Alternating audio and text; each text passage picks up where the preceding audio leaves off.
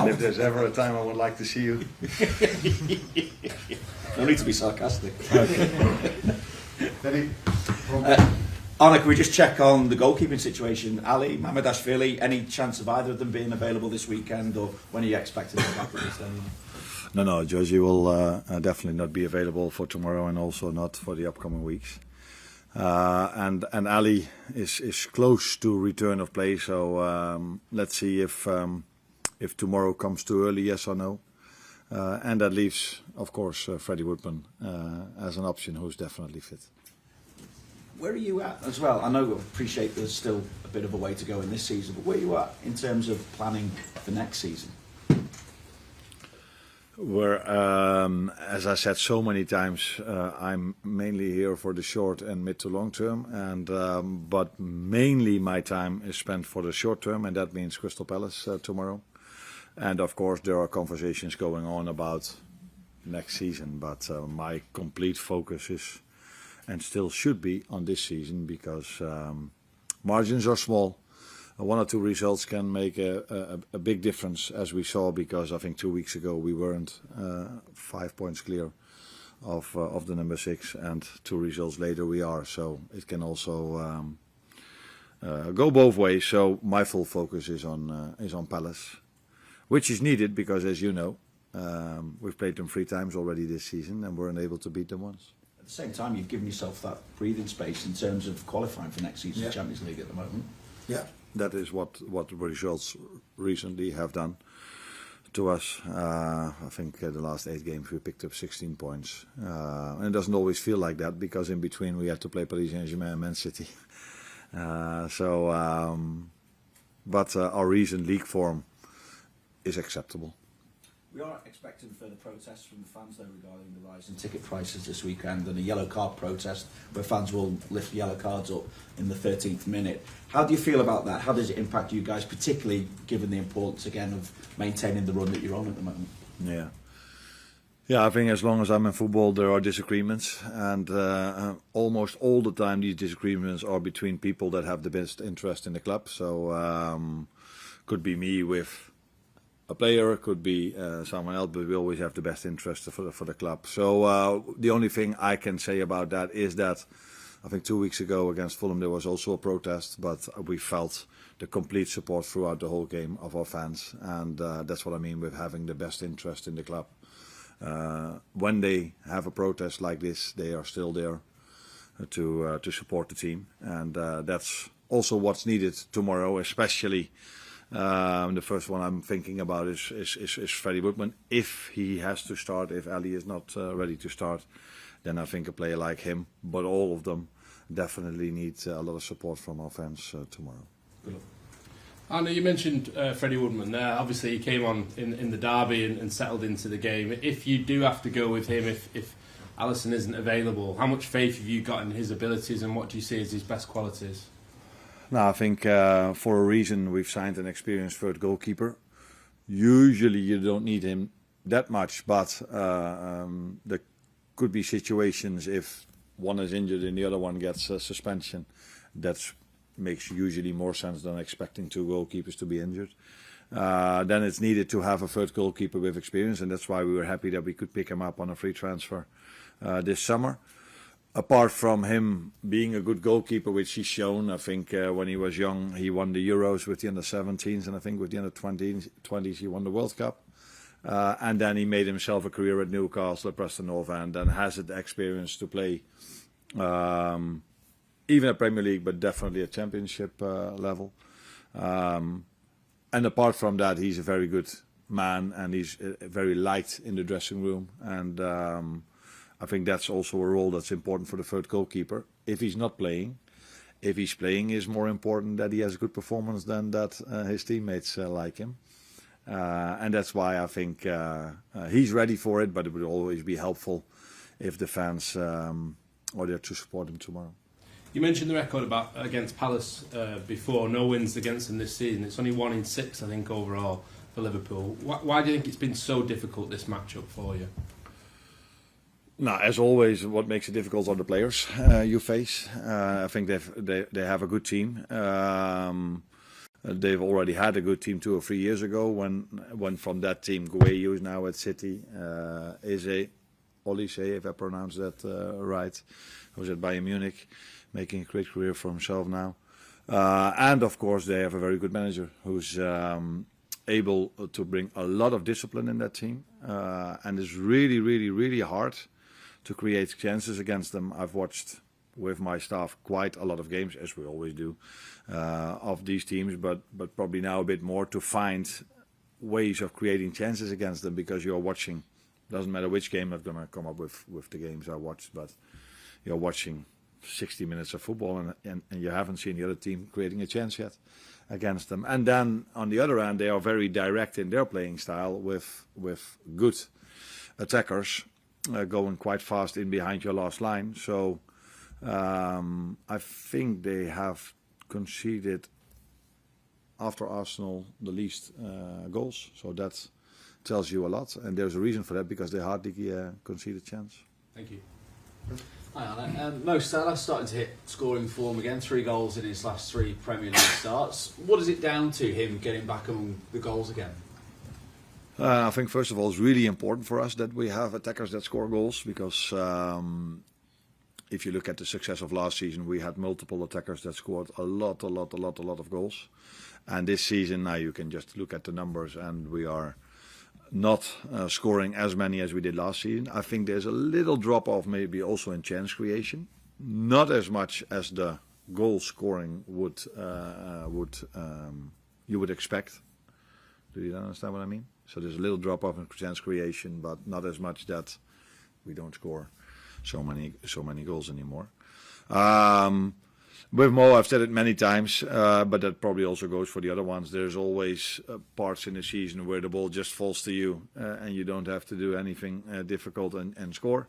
And in other moments, you do so much yourself to try to create a chance, and it's just actually never working, or the goalkeeper makes incredible saves. But normally, and that happens now with Mo, things go back to normal. And normal for Mo is, in his Liverpool career, is that he's scoring goals.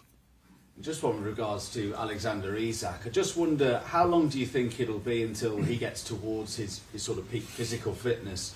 And do you think having a sort of World Cup to play in at the end of the season will help or hinder him get to that sort of level of fitness? It won't hinder him.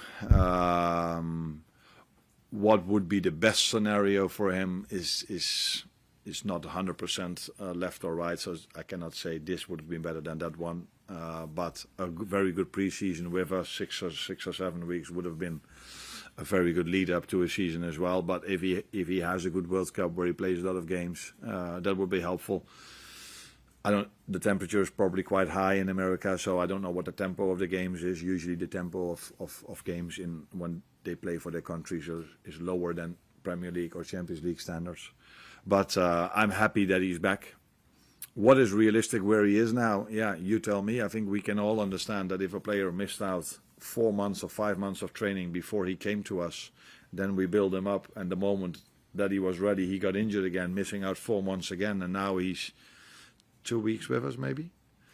Yeah, that's a lot of months without training time with the team. In the middle of a season where everyone is top fit, that's not the easiest part to come back. But I think we are seeing progress in the games he's played. Paris Saint-Germain, now this one, and we're hoping that progress can continue. And how fast he's then at his best level, I don't know that. I cannot look at the future, but I'm hoping for us and for himself very soon. There's been a lot of talk about goalkeepers already, but can I ask you about Alisson? The club took the option to extend his deal this season, and last he's had a few issues with injuries, and this week we've seen him being linked with other clubs. So I'm just wondering how you see his short to medium term future. No, I'm only focused on his short-term future, and that's getting him back into goal as soon as possible. But that's not what you're asking. Would he be the most stubborn one in this room, you think? Or would he be the most stubborn one in this room? No. No? Oh, okay. Because I think you know what my answer is going to be. So you're not even trying it anymore. But the answer is going to be that, of course, all these rumors that are out there are there about him and probably about me and about others. We don't react to rumors in this room. By the way, also not in my conversations with Richard. We only react when facts needs to be told. And that's not the situation at the moment. But the main focus for Ali is, I think, very clear. That's getting back into goal as soon as possible for the club he loves to play for. And then he wants to be in goal for the country he loves to play for, and that's Brazil. And I think that's already short and mid-term future. That's not the answer you wanted, was it? No, I just remember, obviously, he's obviously has fitness issues which he probably didn't have earlier in his Liverpool career. I know that sometimes comes with age or whatever, but I'm just wondering whether you've sort of maybe looked into those injuries and then how it may affect him sort of, going forward. Yeah, of course, we're looking at these kind of injuries he's having because it doesn't make too much sense to look into the injury of Giovanni Leone or Conor Bradley because that's pure bad luck. A muscle injury, you always try to prevent that with your training program and your schedule and what you can do about it. But he's not the only one. I think you said earlier in his career here, that's completely true, but football has changed so much. Everywhere you see muscle injuries more and more and more and more, and we all know why. Because of this crazy schedule we have to play, which to a certain extent I like, because every night I'm at home, I'm looking at my television, I'm like, oh, there's a game of football, that's nice. So for a football fan it's really nice. Of course, for the health of the players, it's getting more and more and more, and maybe age plays a part, but this week we saw one of the youngest players playing at an incredibly high level, Lamine Jamal, getting injured with a muscle injury as well. So I would not put that down to age, I would put that down more to the schedule that we are facing. Hi Arne, I want to talk about another young player, Rio Ingamoa. He's made great strides this season, but he's still waiting for his first senior assist. And I noticed that a lot of his minutes don't seem to be with the elite strikers, more the backup strikers. People maybe don't have quite the same striking instincts. I think he's only played 31% of his minutes with either Isak or Ekitike so far this season. And thinking before what you were saying about getting Alex up to speed a little bit, is there some kind of idea about maybe looking at the combinations of players, as Rio feels like he's got the profile of some of the players who helped Isak when he was in Newcastle? Are those kind of considerations, maybe the combinations, the chemistries, coming into your mind when you're thinking of selection? Now, in your long question, there are a lot of good things you say, and I can also relate to that question in the sense that where our problems have been this season. So Rio Ingamoa is at his age. There's only one player in the top 5 competition that made more minutes than him at top level, Champions League, Premier League, or Serie A, or Bundesliga, or whatever. So that tells you he's made a lot of minutes, which I said he would do because he's getting better and better and better. But since he made so many minutes, and he only made how many minutes? 220 with either Isak or Ekitike. No. That tells you also one of the reasons why we maybe struggle to score, that we are not having our number 9s as much available as we want to. Of course, it helps for every player that we have all of our best players available. So the more he or anyone else could play with Alexander-Arnold or with Hugo Ekitike, the better it is, yeah. But although I saw one of his Instagram posts of Hugo where he from crutches started to run, but unfortunately I don't think that's realistic. So we have to miss him, unfortunately, for a long time. And Alex is getting closer and closer to making 90 minutes, so that's helpful. But it's the reality of this season that we missed goal scorers for large parts of the season. Hi Arne. Today is about goalkeepers. We don't have an Hungarian one. Yeah, you have. Oh yeah, we do. Yeah, it's true. I thought about these three, but the fourth one is Hungarian. So will you include Pecci in the squad for tomorrow's game? And I know he likely won't play, but how do you see his progress since he arrived to the club? And is he at the level to play a Premier League game? He was already on the bench last week. I don't know if you noticed that, but because we were short on players, we added Arne to the bench as well because he's also doing the warm-up. So there was a spot available, so he could be the bench. Of course, he's on the bench tomorrow. We think we signed a very talented goalkeeper in him. He already played minutes at the highest level. I think in Hungary, wasn't it? Yeah. So now he's played multiple games with the under-21s, and he's, of course, he gets better and better because if you are every day on the pitch doing finishing drills with the attackers we are having, you are becoming a better goalkeeper.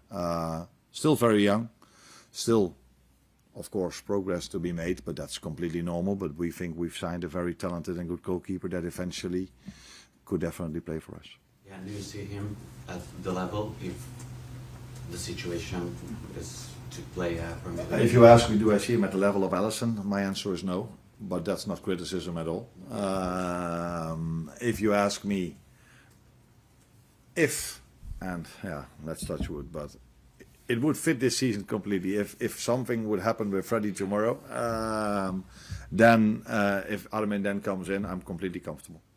Because he's very comfortable on the ball, has a very good instinct, and he reads the game really well. So he knows where the shot would go to, and that I like a lot. So yeah, if he needs to come on, if Alisson is not ready to play tomorrow, and Freddie needs to start, and something might happen, I'm completely comfortable by bringing him in. Okay, thank you. Well. Check on Joe Gomez. Arne, is he going to be back on the squad? And where's Witala Wenzo in terms of his recovery? Joe, was that he's back in the squad. So that's really positive because last week I only had 2 centre backs that were playing and no one on the bench. So it's really helpful that Joe is back. And Wata is starting to go out, not with the team yet, but starting to do exercises outside the pitch with the rehab team. So he's making steps, but that he will not be available next week for United or the week after. But we are hoping and expecting him to be back in the end of the season. Jane, what's wrong? Just on Hugo, then, what's the feedback been like on how the surgery went? And are you any clearer yet in terms of the kind of time scale he's looking at? No, the surgery went well, so that's the first and important step that he had to make. But I think in such a long rehab process, there are so many crucial steps to be made before you can actually say it's going to take that amount of months or that amount of months. But it's going to take a long time. Everybody can know that if you call the first surgeon and ask him how long is this injury going to take, they will tell you multiple months. And then it all depends on how rehab goes. He's a very explosive player. So usually that's not helpful if you have this injury. But yeah, maybe he's the exception to that. We don't know yet, but the first and most important step is that the surgery went well. And he can from now on work on his recovery, which is going to take a long time. But he will, as I said, will be back stronger as all the others that have been injured for such a long time. If you look at Giovanni Leoni, I don't know if you once in a while see some Instagram posts of the club, but this guy becomes a beast. Thanks, Arne.